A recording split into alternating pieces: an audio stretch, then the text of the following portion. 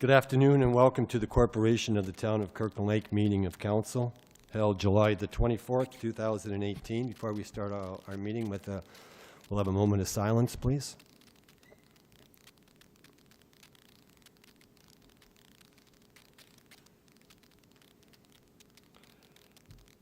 Thank you. We'll start with the approval of the agenda. It's moved by Councillor Morgan, seconded by Councillor Kiley. The Council approves the agenda for its regular meeting of July 24th, 2018 with two additions.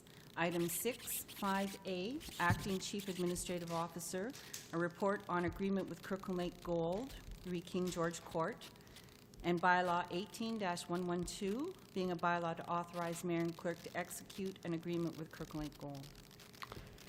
Discussion? All in favor? It's carried. Thank you.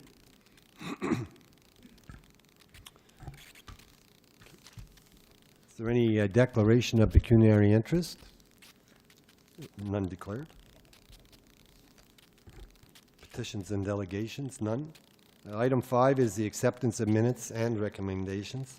It's moved by Councillor Kiley, seconded by Councillor Morgan. The Council accepts the minutes of the following meetings. The special planning meeting held July 10th, 2018. The regular meeting of Council held July 10th, 2018. And the meeting to open sealed proposals for a community improvement plan held July 17th, 2018. All in favor? It's carried. Thank you. Okay, item 6, reports of municipal officers and communications. First is the treasurer. Hosea, you're going to come up and speak on the Aquatic Center loan and then follow that with the TKL January, June financial.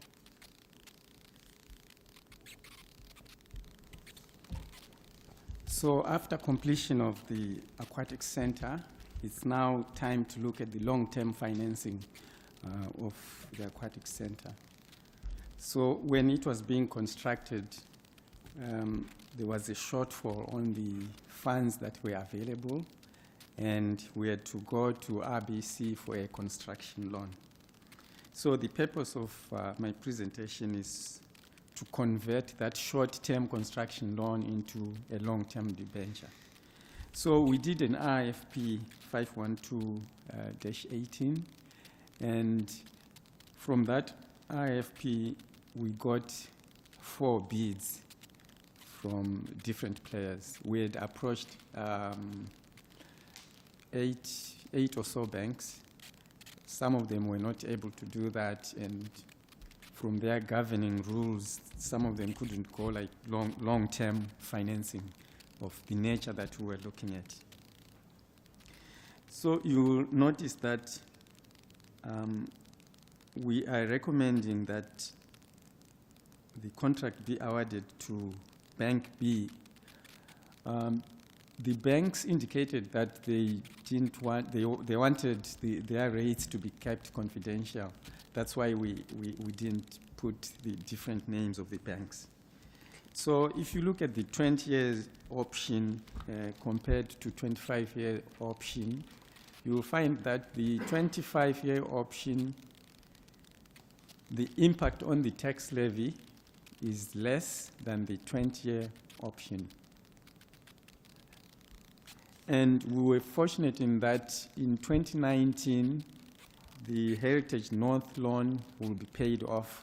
So the savings will be paid off in May of 2019. So the savings between June up to the end of the year going to help on the impact of on the tax levy.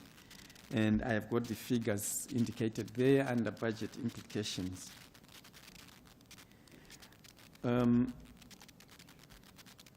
So we are requesting council to award, we are recommending them to award to Bank B, or maybe not award it at all. If it's not awarded, we'll go back to the drawing board and look at the other bids as well. And we are asking council, we are recommending either over 20 years or 25 years, so that council can make a decision. So a committee, there was an evaluation committee that I set up comprising 4 staff, and we went into the details of the 4 bids that we received, and this is what we came up with. I can take any questions, if any. Councillor Kiley? Yeah, Jose, I'm in favor of the 25-year amortization with Infrastructure Ontario. I believe that's a 20-year fixed interest rate. Is that correct? Infrastructure Ontario were able to give us 25-year amortization Oh, up to as 25? well. Yes, yes. Oh, okay, that's Yes. even better. The other banks were not able to do that. They could only offer some of them 10 years or 20 years renewable, which meant we would have to go back to RFP and get new rates. Basically, the reason I think the 25-year option is, I guess, best suits our budget. Yeah, the cheaper route would be 15 years. However, that would give us some pretty stiff payments to cover. Originally, when we started out, we thought our payments were going to be around $705,000 a year.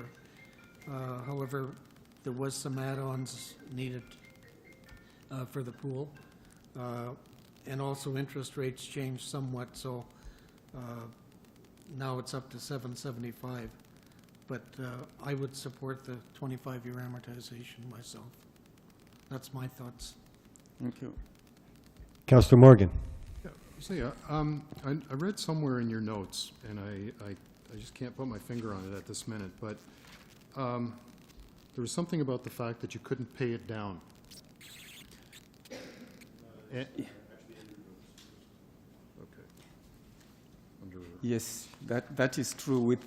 With Infrastructure Ontario, it's very rigid. Once we agree to pay so much, that's it. We cannot pay it down. We cannot increase any payments. And if we get a lump sum, we cannot pay anything down.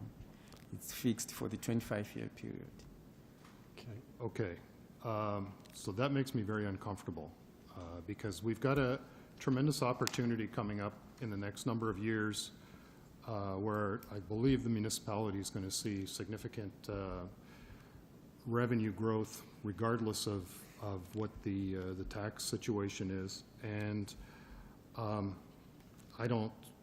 locking into 25 years and not being able to pay it down makes me uncomfortable. So with those two factors, I would have to be I'd be more comfortable with the 20 years because it's only 1% difference in the tax levy. So I think we should be more aggressive in paying it off, knowing what we know coming down the pipe. If we could pay it off quick, like if we could make payments, then I'd certainly be comfortable with the longer term. But because of that, I'm not fussy on it. So there's my 2 cents. Councillor Chamillard? Yeah, thank you. Yeah, I had the same problem too. Infrastructure Ontario is a lock loan, and you can't do anything for 25 years. The interest rate stays there, but like you said, it might be good, but it might also be bad, because we have seen the last 10 years. Interest rates have been lower. Could they go higher? Yeah, they might. But it might go down next year or year after. Like, we don't know what's going on with interest rate. Have we checked for a variable rate in interest, or you didn't check? For which rates? A variable rate, which come out maybe about 1% or something, or 1.5%. We checked everything, and this was the best we could get. But variable rate would be better than that, for sure. It would be more around 1.5. Because as a town, we also get 2% off, as if I remember last time Nancy mentioning this. That's a thing we could check. Do we want to do that? Maybe yes, maybe no. But that's a thing we could look into. Okay. Like the last 10 years, interest rates have been really good. We don't know where it's going. Another thing it does, Tony, is that, and I agree with Todd totally. If we lock into this and say a mine, I'm not saying who, but some mine decide to give us money, why would they do it if we can't put it in a loan? You know, like it's an idea of, hey guys, we'll make a donation of $500,000.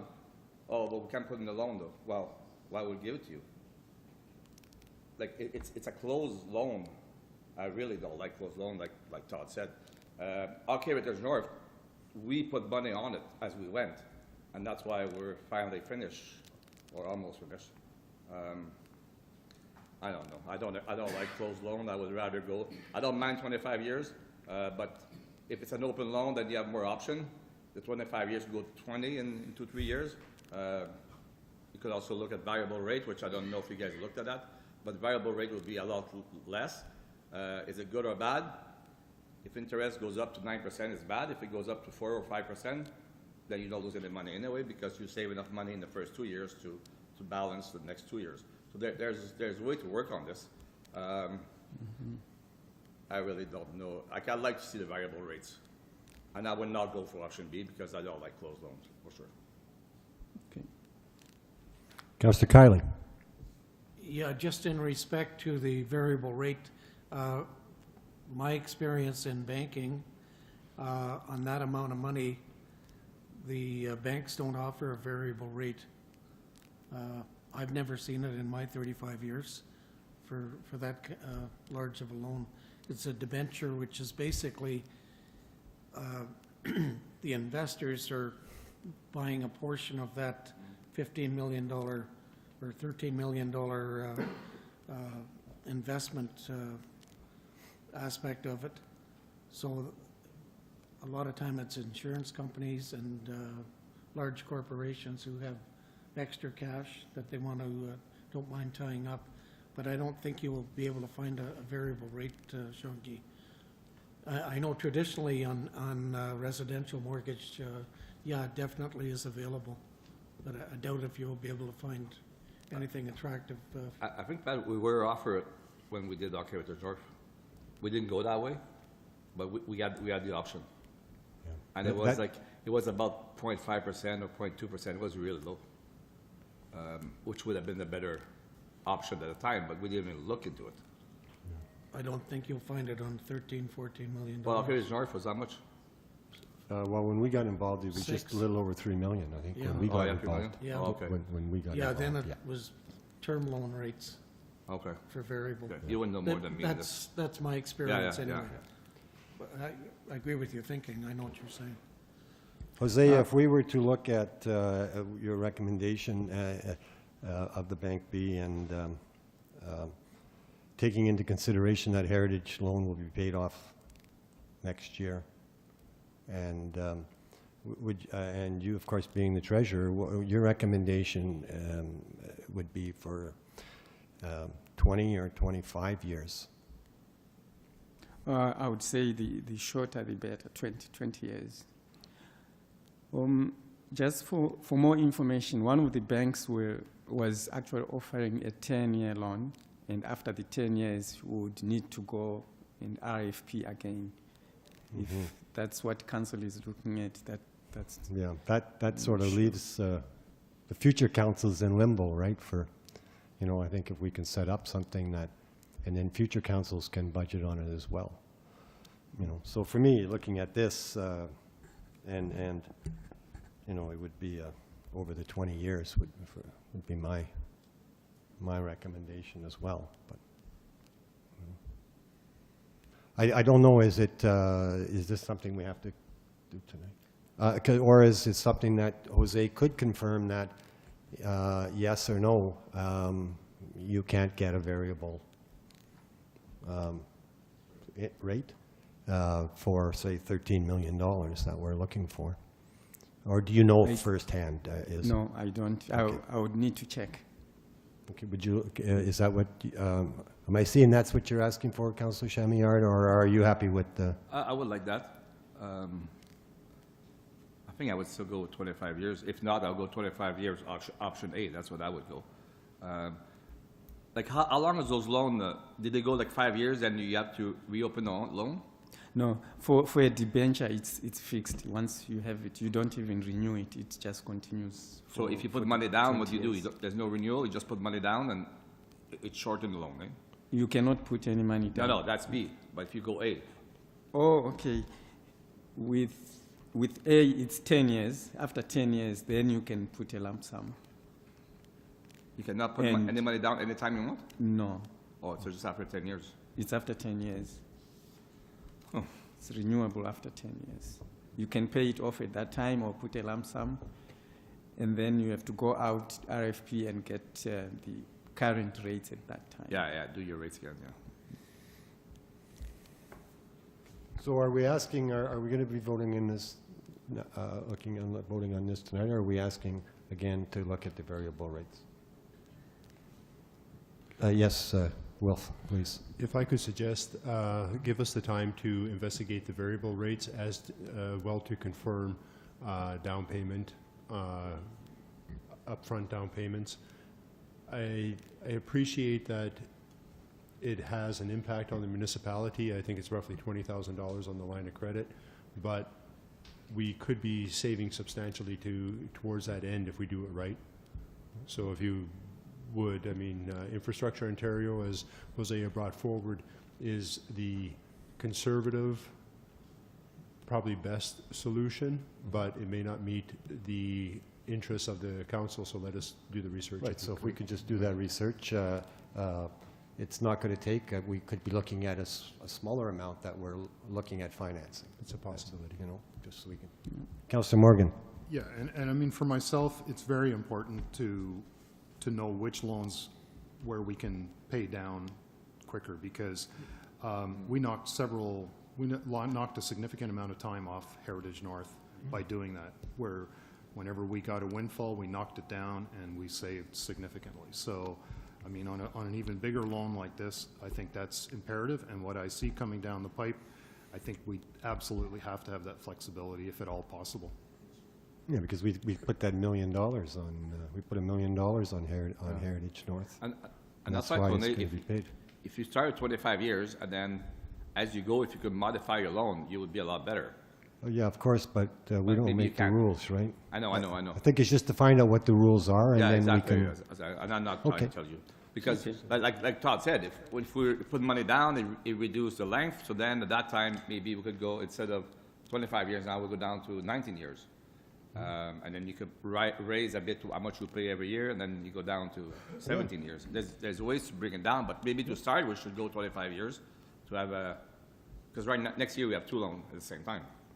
So I don't know, like, we have to have flexibility at first. Yep. Maybe you win the lotto, I know you'll throw $1 million on the pool. There we go. Maybe more. Yeah? Okay, so we're going to, we're going to defer that, is that fine with council? Okay, thank you. Thank you, Hosea, on that. Yes, I'm now looking at the financial statement from January to the end of June. This will be just an overview of our financial position for the last 6 months. So the numbers in brackets will show over expenditure compared to the budget. And if there is no bracket, that means we are underspent, we spent within our means. And then when it comes to the revenue, the numbers in brackets mean that we collected less revenue than we had budgeted for. So in every case, the numbers in brackets are not good. Going into the details of these financials, we noticed that our expenditure was higher in legal and consulting services for reasons that many people are aware of. The reality is, Council, that the legal fees are climbing. The consequences of not having legal counsel engaged is scary. We now rely on them for almost anything.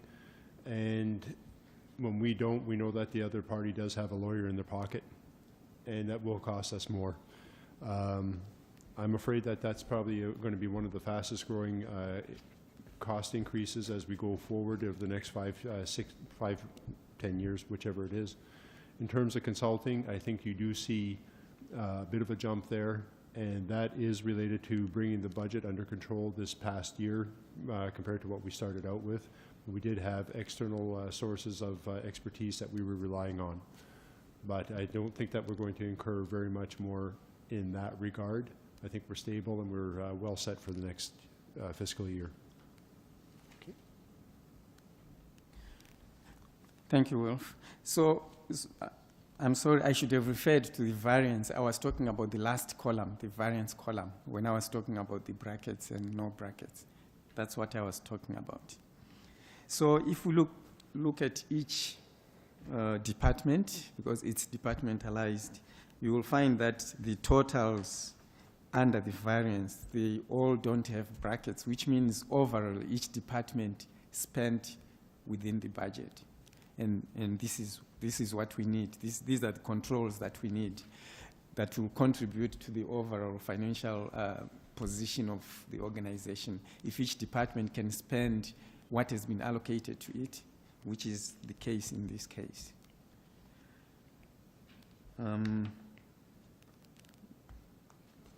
If I may, you do notice as well that there will be some expenditures that are lower now, but they will have a jump later, obviously snow clearing, issues like that. The general theme has been that we didn't have a confirmed budget to work with, so all departments were being conservative. The same theme plays out when we look at our capital. We haven't spent, massive amounts. Why? Because we had a late start on it, and we're still going through some of the tendering processes for that. So you will see when we do the fall update that there will be significant shifts there, but they're accounted for. Hosea, would there be any, on some of the bracketed or the areas that we've spent too much budget or too much money compared to the budget to date? That's what it compares, right? Yes. So when we budget, say, for our utilities, do we budget evenly across the per month? Yes. So it's possible then that some of the expenditures we're showing we're spending more than budgeted because we've made the payment. For instance, insurance, I don't think we pay insurance by the month. We may pay it by That's true. Yes. So some of that's factoring Exactly. the Yes. overpayment. Yes. Okay. So in fact, we could even be in better shape in reality because of the fact that we flatline our budgets. That's right. Yes. Okay. Thank you.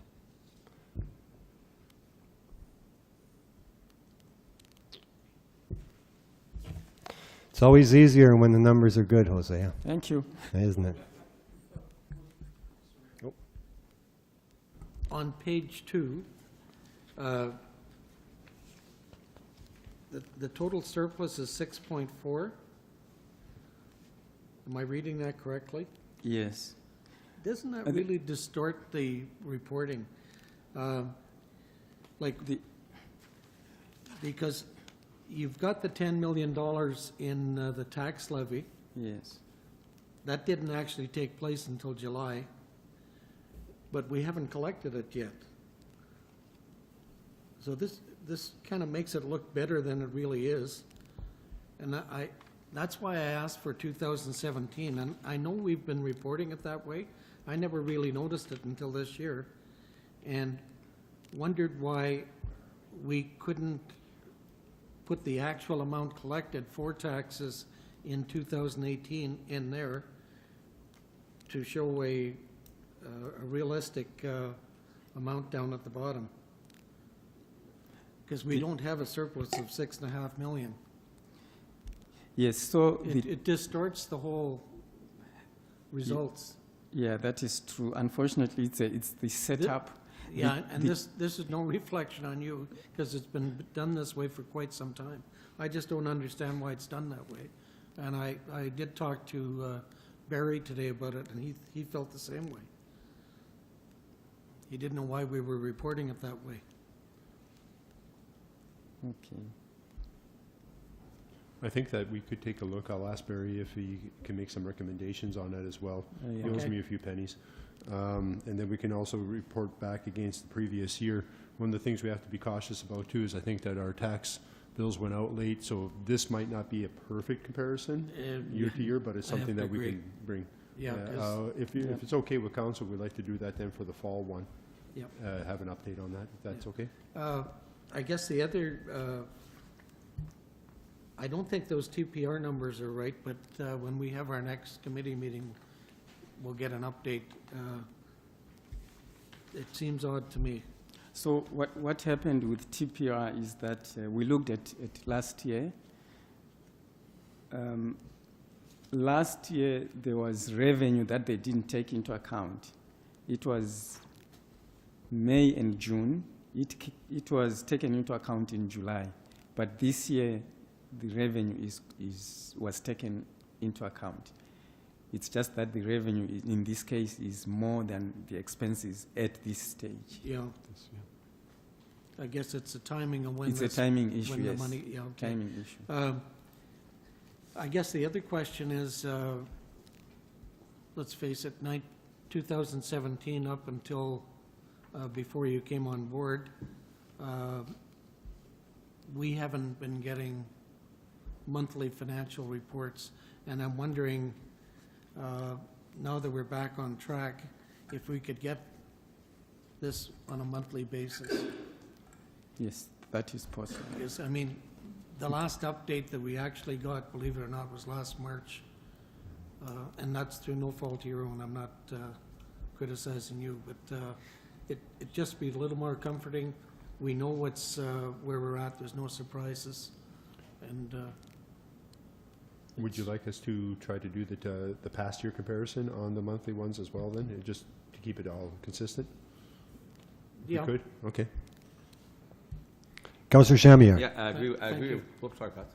I agree with Pat, because if you look for the water rates, rate levy, it is basically up to date what was collected. 1.02 million. But on the tax levy, you just put the same amount. You see it? Yes. Yeah, I don't know why it doesn't work the same way. It should work the same way. Whatever came in the first two tax bill, that's what we should be written down. The year-to-date is just, half of it because it's 6 months. Mm-hmm. And that would be, I don't think it's hard to do, Tony. Like, that's how it should be done, because then it would represent a more fair thing. Yep. In the 9 month, it will be, well, they should be all there, so then it's gonna be again, not really realistic, because you will have a bunch of revenue, but you didn't have any of the expense, because there's still 3 months of expense coming. So it's just to give you an idea, but still, that could be fixed easily. Yeah, we'll look at that.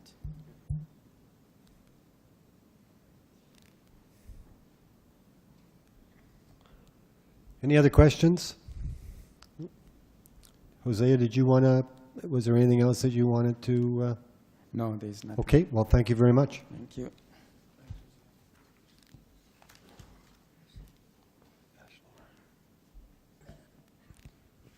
Okay, item 6.2 is Manager of Planning and Land Development. Ashley, you're going to come up and speak to a request to hold 2 Committee of the Whole public meetings. Okay.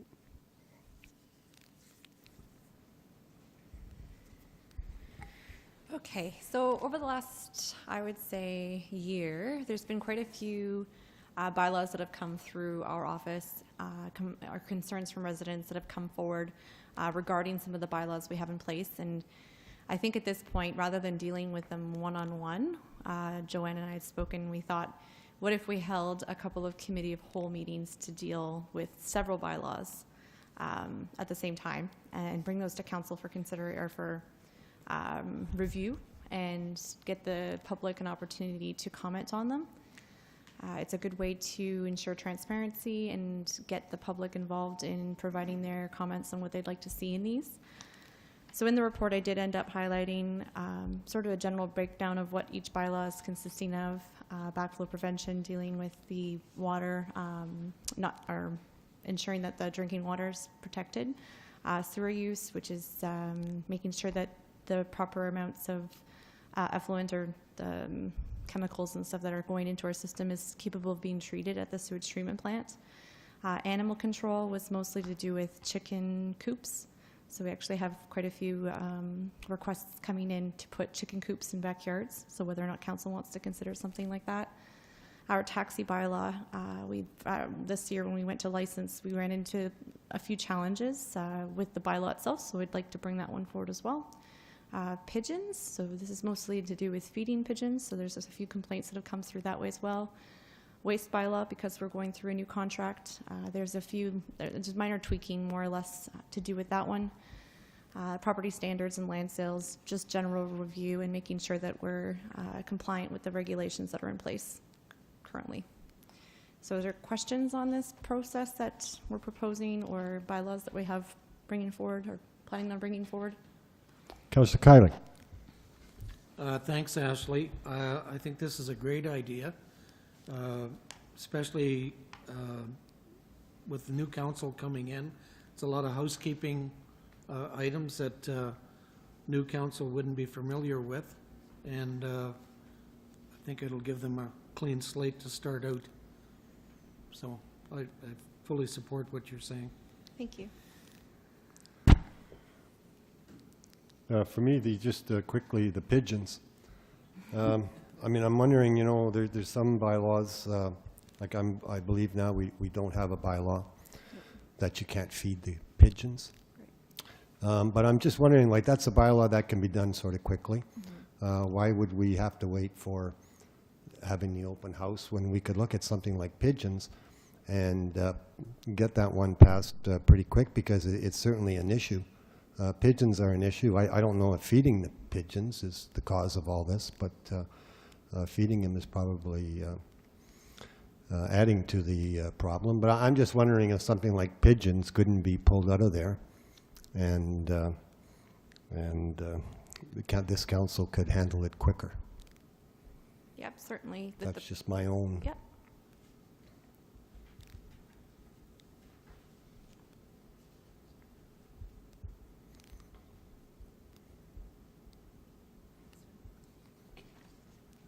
So it's moved by Councillor Kylie, seconded by Councillor Morgan. The council directs staff to hold committee of the whole meetings to update certain bylaws of the town of Kirkland Lake. All in favor? Oh, sorry, Councillor Morgan. Are we setting dates for these, or like? I hadn't planned to set dates. Did you want to, or should we just add it on to the other meetings that we've already got scheduled? We have one in August, and then we go back to regular for September and October. Okay, I thought committee of the wholes were separate meetings. They can be, they don't have to be. They can just be added on. So you To can the add them in beginning of a in regular September then, or? We could do that. Because we've had meetings where we've had the committee of the whole, and then after that, we've had the public, or we've had our council I would meeting. just like to know, because I mean, I'm Yep. sure I'm not the only one that's trying to schedule my Yep. summer. For sure. Yeah. Yeah. At this point in time, my intent is to schedule it ahead of a regular meeting. Okay. Okay, thank you. Yeah, so sorry, all in favor? Thank you.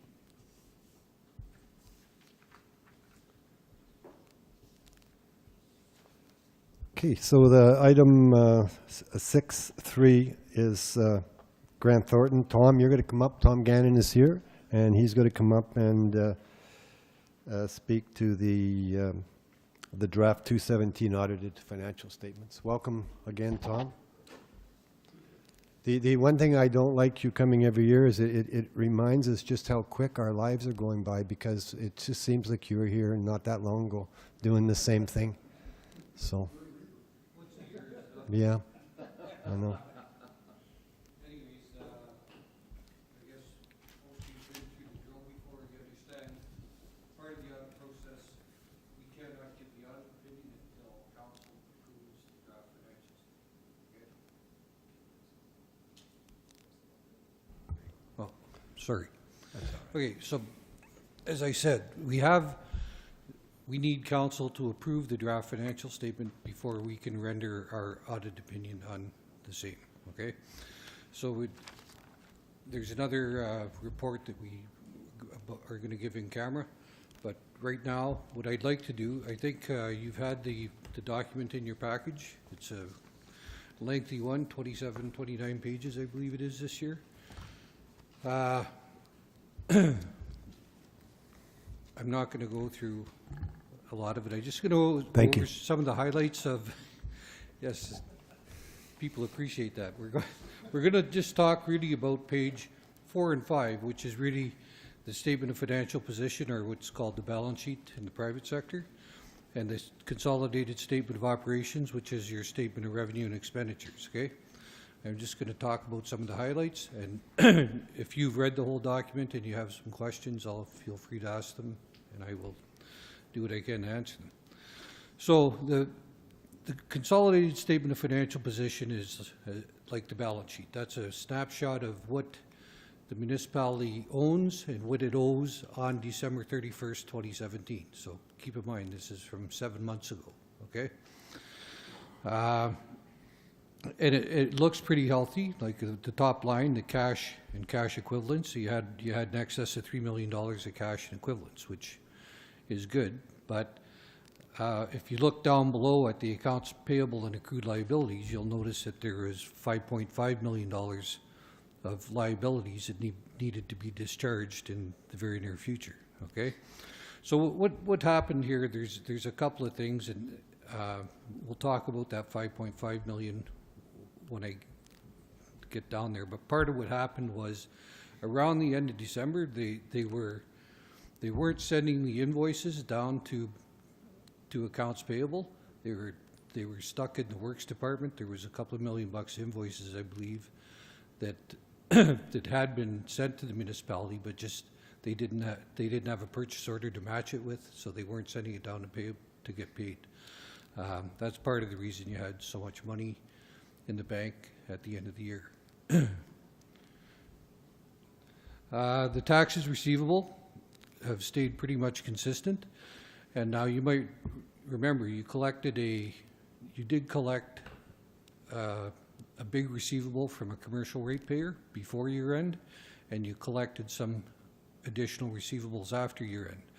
The reason the receivable isn't going down is because we had already allowed for those amounts in previous years. You know, remember every year we have that discussion about the bad debts and the bad taxes. Well, those amounts were already have been taken out of the receivable list already, so that's why that's not coming down. It does impact the income statement, as we'll see later. The user charges receivable, that has something new going on this year. That's why it's gone from 77,000 to 188. You now have a new fund, Fund 5, which is a sewage fund, and those are that $100,000 are receivables that have been billed to sewage people, haven't been collected yet. Okay. Accounts receivable are pretty consistent with last year. Okay, the new big line is the temporary loan. Okay, now that $10,172,000, that's the construction line of credit on the aquatic center. Okay, that's exactly what Hosea was just talking to you about. But by this point in time, I think it's a little over 12 million. It's probably going to cap out at 13 million, and then it gets debentured and it's going to move down into long-term debt. But currently, it's a demand loan with RBC.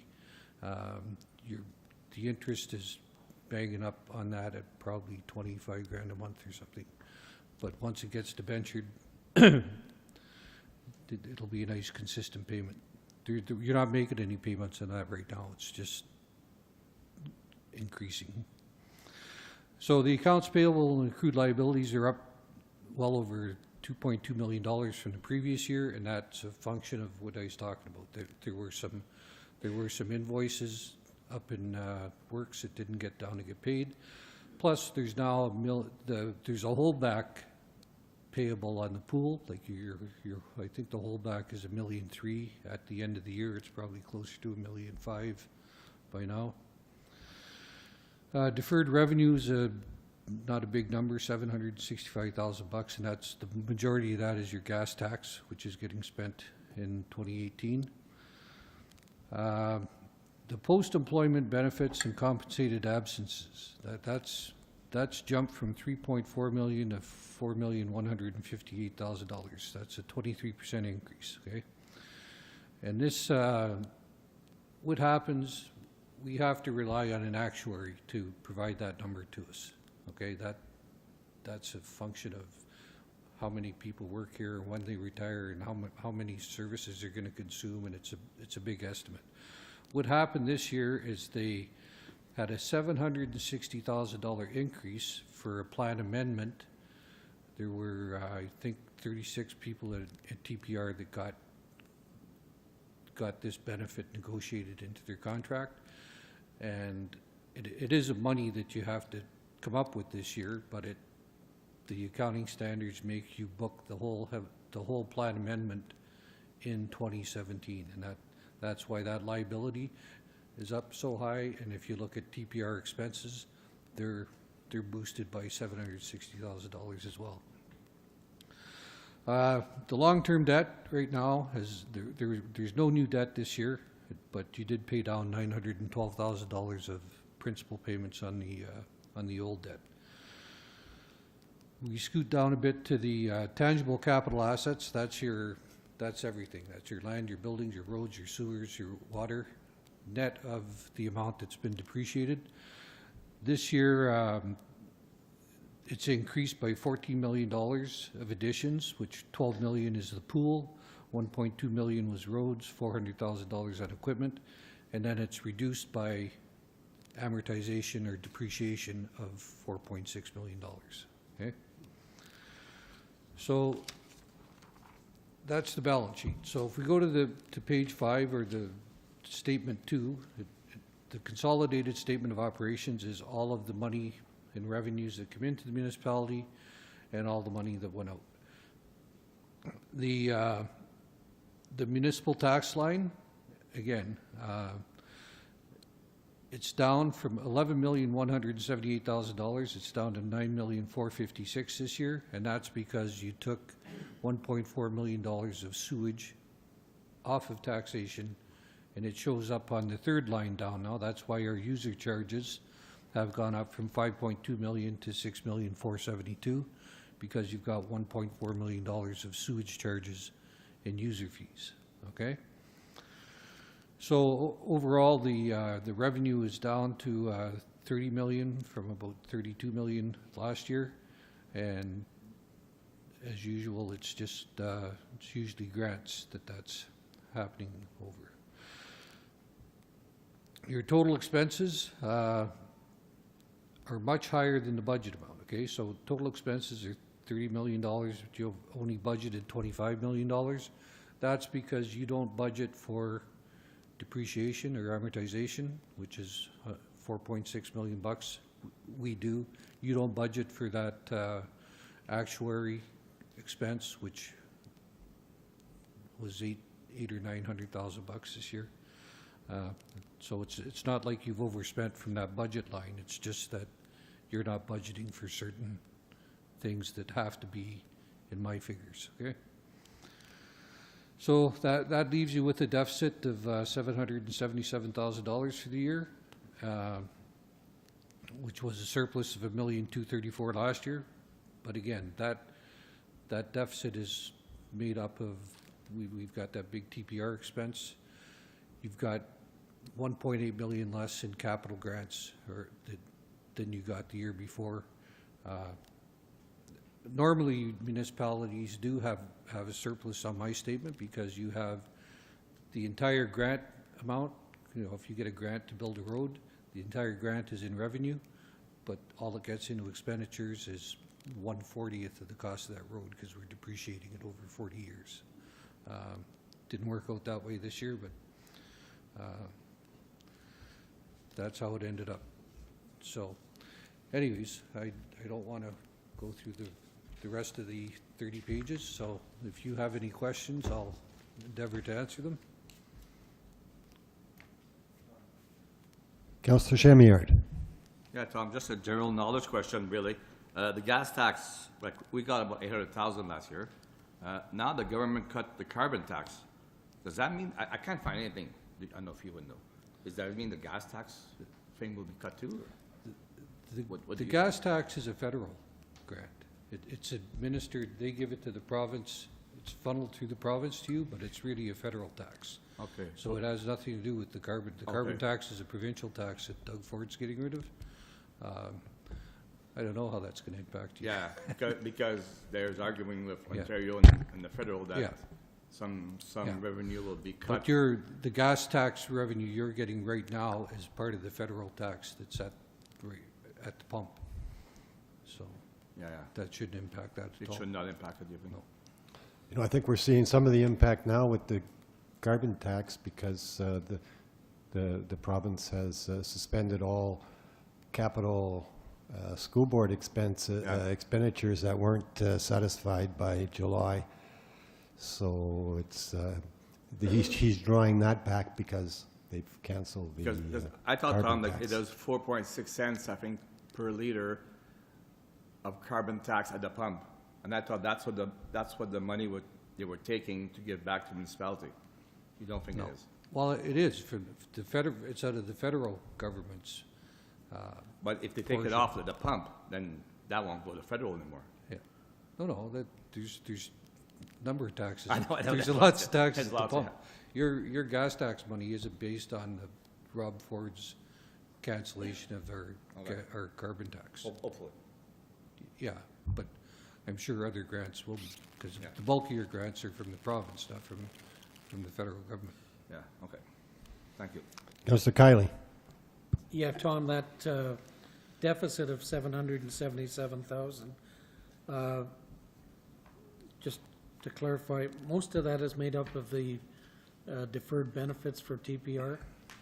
Well, It was 775 or it's something? made up of lots of things. You remember when we were working on the budget, we're dealing with the surplus there, because there's all kinds of things that we don't need money for in 2018 that are getting expensed this year. Yeah. Okay, like we don't raise this at $4.6 million of depreciation. Okay, we raise $1 million to spend on capital. Okay, so it's a different thing completely than what we're doing when we're talking about the budget number. Okay? And then, and as well, you might remember, when we're working on the budget, we're concentrating on Fund 1. My statement's consolidated, it's Fund 1, 2, 3, 4, and 5, okay? So it's got the water budget, it's got the sewage budget, it's got the capital budget, it's got the, not budget, pardon me, the actuals, that what actually got spent, so. Okay, sir. Okay, Thank you. We just have a resolution to Oh, yeah. read, and to approve the statements. And moved by- there's a second, also a trust fund statement. oh, okay, so, yep, sure.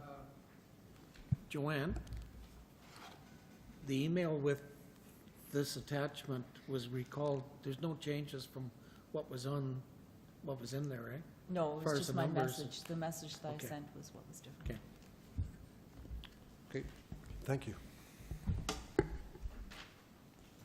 So it's moved by Councillor Morgan, seconded by Councillor Kiley, that council was presented with the draft 2017 audited financial statements by Grant Thornton at its regular meeting held July 24th, 2018, and that council accepts and approves the consolidated financial statements of the municipal corporation of the town of Kirkland Lake for the year ended December 31st, 2017, and the trust fund's balance sheet and statement of continuity of the municipal corporation of the town of Kirkland Lake and its affiliated boards for the year ended December 31st, 2017, and that council authorizes the treasurer to distribute the audited statements as required by the Municipal Act.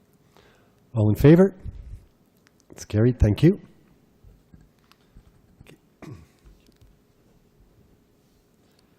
Okay, item 6.4, Director of Community Services. Bonnie, you're going to come up and speak to the 2018-2019 ice season.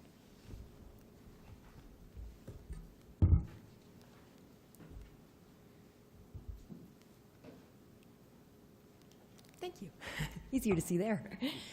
This is the third year that I've been asked to come back to speak to this to council. So we started a couple of years ago talking about shortening the ice season. And this was a recommendation from the KPMG report a couple of years ago to look at either surcharges on the shoulder seasons or to shorten the ice season.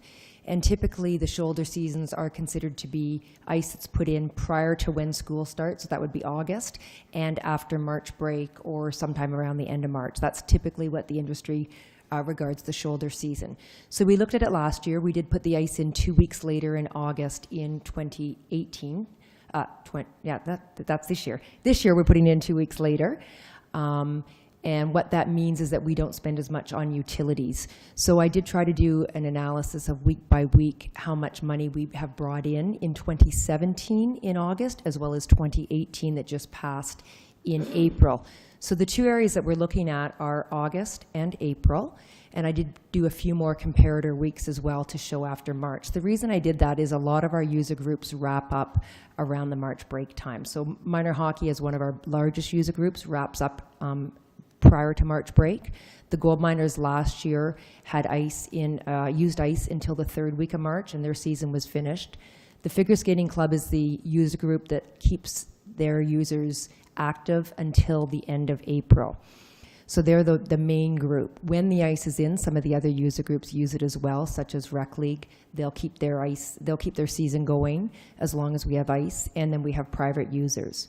We did have our user group allocation meeting last week, so we did discuss this with all of our user groups. So they're all very aware that there is the potential that ice may come out earlier, and they know what the implications are for them.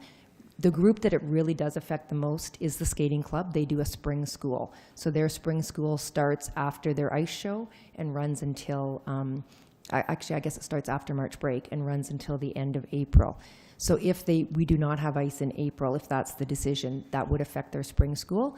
It's a small number of skaters, and they understand that's a possibility.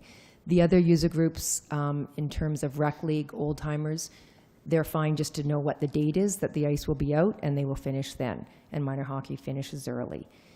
In August, we do offer 2 hockey schools. When you look at the revenues that we bring in during those weeks, they are higher than what the approximate utilities costs are. In the past, council felt that because we were covering at least the utilities costs, that could continue, but there's lots of options. So that's kind of the background, and I can answer questions if you have any. Councillor Morgan. More just a question, Bonnie. When you had your meeting with the groups, was there any indication that they would like to appeal to council, or, you know? That didn't come up at all. No. No, not at all. Really, the only group that, I think if we went too late in the fall, it would affect gold miners. So some rinks don't put their ice in until end of September. So that would affect gold miners for sure. And in April, it would affect figure skating. And I don't know if they would appeal. They did not say that at all. They seem to recognize that it's very possible that, based on conversations they've had in past years, that ice may not stay in for their spring school. Yeah, I mean, you've given us some really good options here as far as, like, you know, a lot of information. You even suggested that there should be a surcharge for those shoulder seasons, maybe.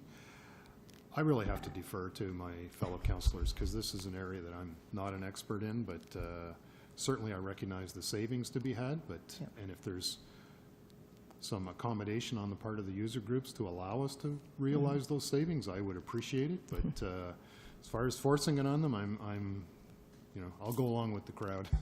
It's a bit of a dichotomy, because on one hand, you want to offer the service to the user groups, and on the other hand, you want to be cognizant of the costs that the shoulder seasons cost. So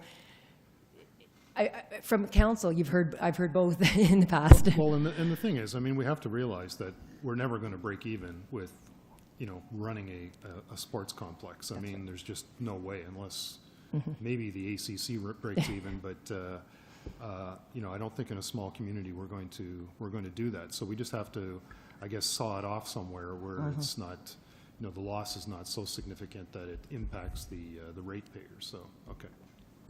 And just 2 other points, if you want me to add. For the figure skating club, they can't really do half of a spring school. So for us to say take the ice out 2 weeks earlier or 3 weeks earlier, they just would not do a spring school. So would it affect them? Yes, it would. Number of skaters, I think last year there were half a dozen or so. So it's not a large number. That's their passion. So it would affect them, probably, those skaters. And the other, I think the other one's left my mind, so I'll come back to it. Councillor Chamillard. You hadn't thought of. So the reality then, Bonnie, if I'm understanding this correctly, is that it wouldn't be 1 week, it would actually be 3 weeks. It would be either nothing or 3 weeks. That would be my recommendation, yeah. Okay. Yeah, Councillors. Bonnie, the numbers are easy to see. Like the third week of April, we made the revenue at $1,200, and the electricity is $3,000. I mean, that's a killer. After the first week of April, basically, we're losing, that's just electricity. We're not talking your employees and all the Correct. That's rest. just utilities because Yeah. it costs more to run those pumps when it's nicer weather, so. Yeah. Is there a way they could do like 1 or 2 weeks here, then finish on the last 2 weeks in Liskeard or in Matheson, or they just wouldn't do it? In speaking with the regional rep last year, because I did have a chat with her, she basically says anything's possible, and in the past, girls have gone to other municipalities to skate. I don't think that's what the local girls want to do, but it is an option for them, for those that really want to do it. It's to allow them a final test at the end of the year. Yeah. So they can just go a little bit longer and hopefully do another test and start off the next season, I guess, at a higher level. Just to added information, the skating club has always started the beginning of September. They've now decided to defer until the beginning of October this year. So they are shortening their own ice season themselves, but on the other end. I know. Because they could also go in March. I mean, March break is, Yes, they don't skate during March break. they don't skate. Correct. Oh. I mean, I try to help them, but I would go, like, in April, the cost is really prohibitive, I mean. And I know I'm like you thought, that I don't figure skate, so it's not, but still. Like even Rec League Old Timer, there's not much going on that time of the year. No, and they continue because the ice is there. Yeah, yeah. They are fine to end their But they season don't earlier. continue much because the revenue are not showing much. Correct. I mean, sure, we could charge more, Tony, but the first 2 weeks, if we overcharge 40%, that would be close. The third week, it would have to double, and we would not even cover our electricity. Like, that's a killer. You know, sometimes charging more to a group that's having a hard time surviving in the first place is pretty counterproductive, you know. Councillor Kiley. Yeah, Bonnie, first of all, having visited the new Aqua Center, it's a fabulous spot, and I think we're going to get, definitely get increased usage. This, I hate to bring it out, it sounds kind of Mickey Mouse, but I've had a number of people that drive by at night and the lights are on. I know they're LED lighting. It's a heck of a lot cheaper than regular lighting, but, I mean, I have LED lights at home. I don't leave the lights on all night. There's got to be some way of turning them off at night, because when I drove by the other night, they were on, yet at the Works Department, all the lights are off. So that it has been explained to me that is a code requirement because of the size of the building and because of the, that it's a recreational space. So it does go into a nighttime mode. It is hard to tell from the outside. It looks like all the lights are on. Yeah, It's it about does. every fourth light on, and it is a code requirement. So we are unable to turn them off at night. But can you bring them down to, They do go down at 11 p.m. So if you drove past prior to that, and we depending on the activity in there, we've got cleaners in there right till then, so we want the lights on for them. But at 11 p.m. until 5 a.m., they do dim, and they're going to every fourth light on. We can't go anything less than that. okay, I won't be going through the middle of the night to check. I'll take some pictures I'll one take day your for you. word. Councillor Morgan. I'm really glad you asked that question, Pat, because that came up, that's come up numerous times, and we've just kept forgetting to mention it to the public, but it is absolutely a building code issue. It has to do with the emergency lighting aspect of the building code, so that there's always the ability, if somebody is in the building, to get out. And because the lights use so little electricity, as Bonnie said, they go down to like every fourth light, and do they dim as well? No, it's just that the... Every fourth light, yeah. But it goes to a level where it meets the code. I mean, the opposite would have been to add more lighting that allows for us to shut off all the LEDs and have emergency lighting like throughout the building. But there would have been no gain and an additional capital cost. So this was it meets the building code. Did you have another question, Pat? Because I got another question about the scheduling and okay. If I understand this correctly, Bonnie, what you just mentioned about the skating club, they've moved their season later. Can they not move their season earlier and move out of these 3 weeks at the end of in April? I mean, that seems to me to be the more logical approach here, rather than moving their season later and asking us to incur the additional cost for those weeks in April. So I'm kind of leaning that way now. So I'm disappointed to hear that. What you're saying is absolutely logical. I think it's more about the that user group and how it's run throughout the north. So throughout Northern Ontario, they do a spring skating school and allows them to do a test day after that. So Nolisker does a spring school, Kirkland Lake does, I'm not sure, Timmins does, and they do a skating test at the end. The reason they're starting later in the fall, to the best of my recollection, is that in previous years, they've just started their seniors at the beginning of the year, and they bring in their juniors and intermediates after a few weeks, and now they're starting everyone a bit later.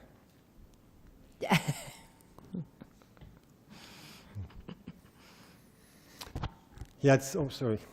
Just a comment. They're going to have to get in sync with the reality of Northern Ontario and the energy costs. I mean, all the clubs are going to need to tackle this problem, because I'm sure this is no different than any other municipality that has these groups. So maybe we should be encouraging them to speak to their neighboring clubs and get in sync so that they're all doing the same thing at the same time. Yeah, you know, for several years, we've been talking about this subject. Each time you bring it every year, there's always someone that comes up and says, well, if we would have known, we wouldn't have planned. You know, like last year with the skating club, I think it was their 75th anniversary. We kept it going longer. Because certainly, you know, municipal governance, we provide services. You know, if we were a private or try to run this like a business, you know, we'd be shutting her down in the end of February. Yes. But we aren't. We provide service to our community. But what I'm hearing from you, Bonnie, is that if we were to close it the 4 weeks earlier, so say for April, and that has been discussed with our user groups, that no user group has come, I mean, of course they'd like to have it longer, but no user group has come forward to say, hey, if we would have known, we wouldn't have planned this. That's not going to happen again this year, right? I do not believe so, because as I said, I None just has met them been last week, and Okay. they seem to be very content with the possibility and probability. Okay. So, you know, that being said, you know, perhaps for me, certainly the earlier closure is better than the later opening. How early we close is, you know, it's, there's no bylaw or anything for this tonight, eh? Just a resolution. You know, I think the numbers speak for themselves. While we are here to provide the service, we aren't here to lose more than what we would normally lose. So normally we lose 40% or 50%. You know, now we're losing 60 or 70%. And perhaps that number isn't looking after the taxpayers in the best interest of the taxpayers. So for that, you know, I would think that closing it early in April would be the best alternative. You know? It's moved by Councillor Kiley, seconded by Councillor Morgan. The council directs the Director of Community Services to reduce the ice season at the arena to closing in April, beginning in 2019. All in favor? It's carried unanimously. Thank you. Thanks, Bonnie. Finally, we got it done this year.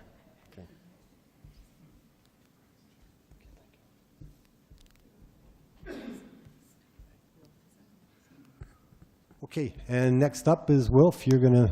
Yes, we have a unique opportunity to deal with a unique situation in the community. As we know, Kirkland Lake Gold is expanding. They have invested in the community. There's, I think, 15 homes that they're building in King George Court. And that is a significant impact on our long-term revenues, just through taxation alone. as a municipality that's benefiting from that, we, I think, are called upon to be somewhat flexible and creative in how we deal with issues that come along with it. One of those issues is the fact that our sales documentation that goes with the sale of the land dictates that we will put in curbs, roads, pavement, I should say, gutter, up to the proper standard after a certain point of level has been reached in selling the homes. That level has been reached. Unfortunately, we don't have the resources right now to put that forward. Kirkland Lake Gold made a proposal that they would, following our lead, they would contract a qualified service provider to do the curbs, the roads, and the gutters, and they would do it at their cost. The municipality then would pay it back over a 2-year period. This was brought forward in the capital budget. The issue per se raises a few eyebrows, and I'd like to address those. One is, are we breaking any of the procurement bylaws? Well, no. Our policies state that we have 3 quotes going off RFP. We've confirmed with Kirkland Lake Gold that they follow a similar process. They have gone out to an RFP and through a competitive process to select a contractor for the job. We look at, sorry, I need a drink of water here. No, we take a look also as, will the work be done to the municipal standards? Yes. The Department of Physical Services has provided the design to Kirkland Lake Gold. We will have a person on site doing quality control, and that person dictates what, if there's anything that is a little bit already, they will deal with it directly at the site. As well, we have the specifications will be provided to Kirkland Lake Gold to ensure that everything that is done up to the spec. When we take it over, it's the same as any other street. So I think that, again, it's an unusual approach, but it meets the needs of the community. It's done so in a respectful manner. That is, we are following the rules as well as we can here, and we will continue to do so. So that bylaw will be coming forward, and to negotiate that agreement with Kirkland Lake Gold. We have had legal go through this with a fine-tooth comb, and that's why I'm running up your legal costs. But it is in the best interest of the municipality, and I thought I should take the opportunity to explain where we came from. Okay, thank you. And, you know, I think this certainly enforces the Kirkland Lake Gold's commitment to our community. You know, it wasn't that long ago King George was an empty lot, and even at that time, this council, or the council before, had made a commitment to put lighting, and I think we spent money on lighting. And then we had a thought of, you know, once we reach, I think it was 60 or 70%, then we would put the curb. And well, we're there now. To have a company come up and offer to pay and provide the town a year or two, I think, for repayment is certainly shows their commitment to our community.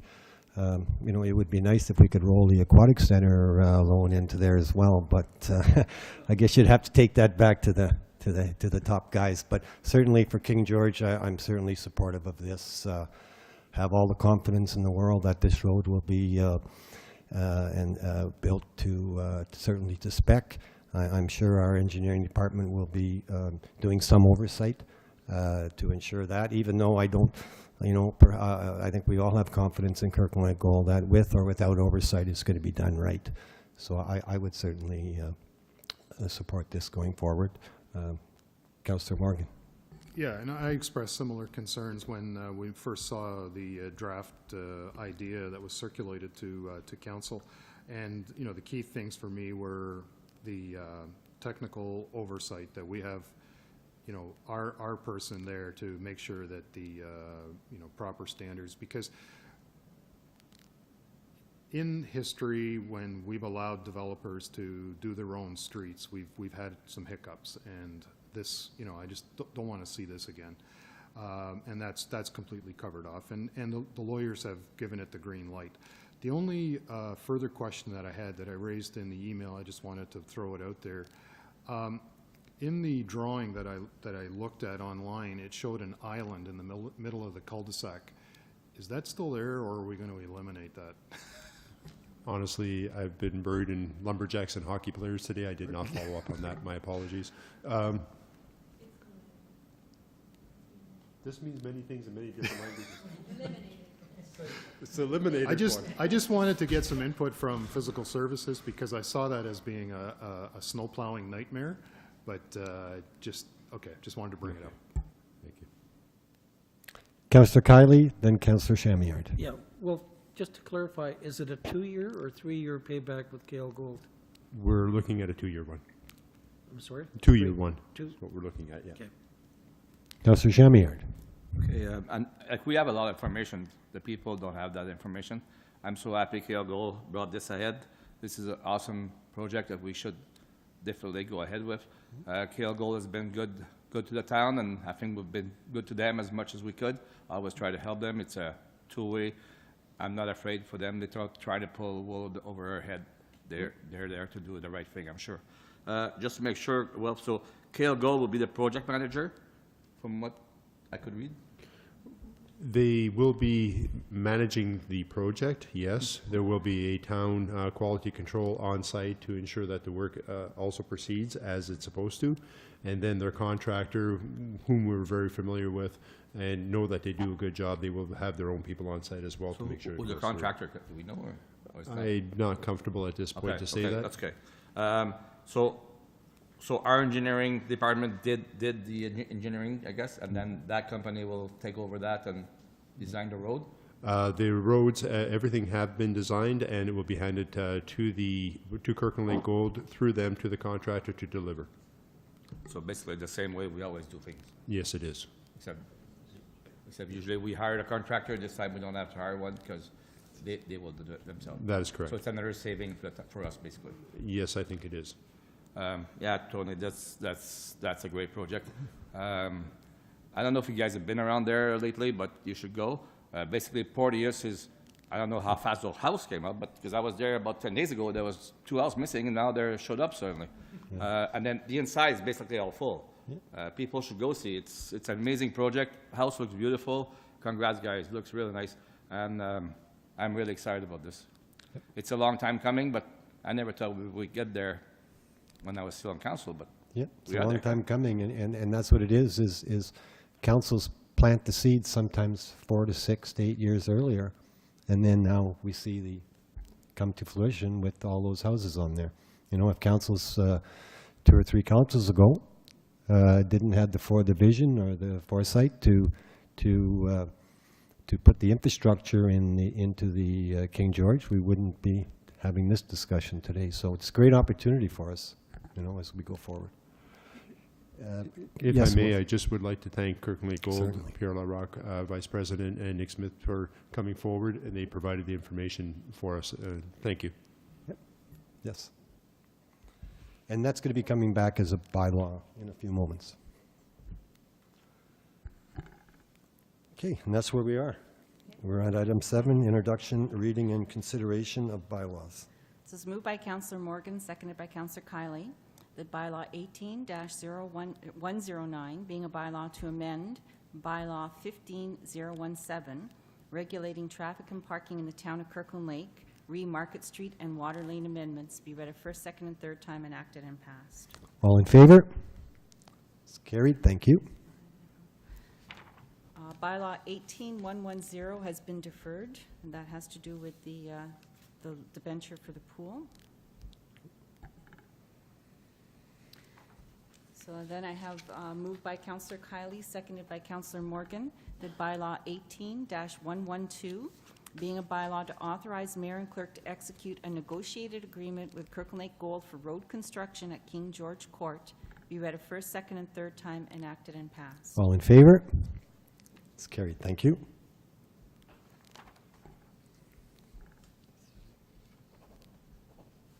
Confirmation bylaw? Notice of motion. Oh, I'm sorry, notices of motion? None?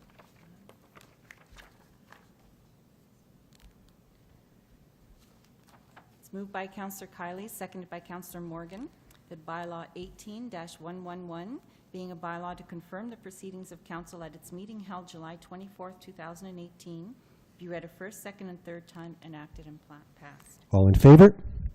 It's carried. Thank you.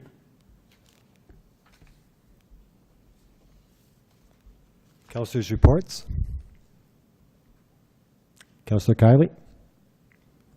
Yeah, I wouldn't normally do it this way, but, Wilf, I wonder when we can get an update on the decommissioning of the old pool? I understand, I believe the report has come in. Yeah, we have the almost final report. There was one segment from Tacoma that needed to be revised a little bit to be more accurate. And then, if I may, Bonnie, you want to just tell them what you've been doing back there?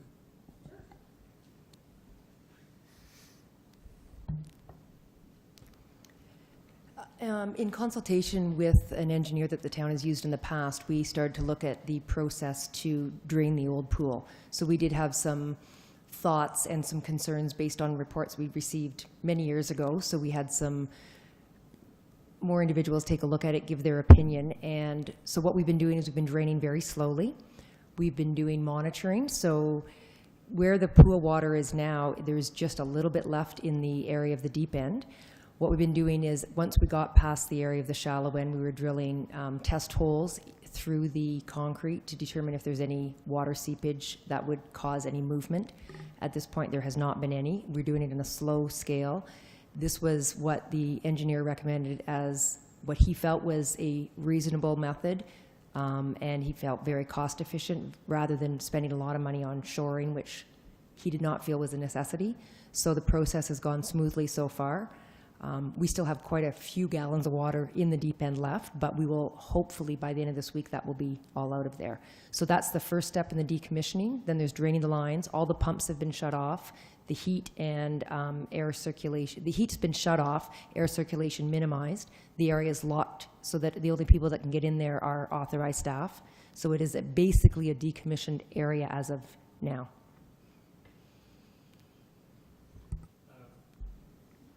So I think our next councillors' meeting is in August August.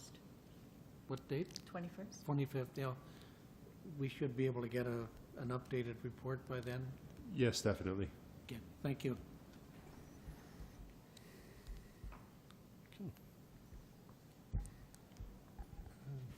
Okay, just as additional information, for the 100th anniversary, there's going to be a storefront ribbon cutting August the 1st, 2018, and everybody's invited, of course. And just as an added bit of information, it has been brought to our attention that the gold that is going to be used to make the 1 ounce gold coins is the gold that's going to be poured this week, or type thing, or so, yeah. So it's here, and it's going to be here in town, and that's what they're going to use. I guess they send that on. So thank you very much for that information. It's moved by Councillor Morgan, seconded by Councillor Kiley. The council adjourn its regular meeting of July 24th, 2018 to an in-camera meeting to discuss the 2017 audit management letter and 2 possible land sale issues. All in favor? Thank you. That's carried. Meeting adjourned.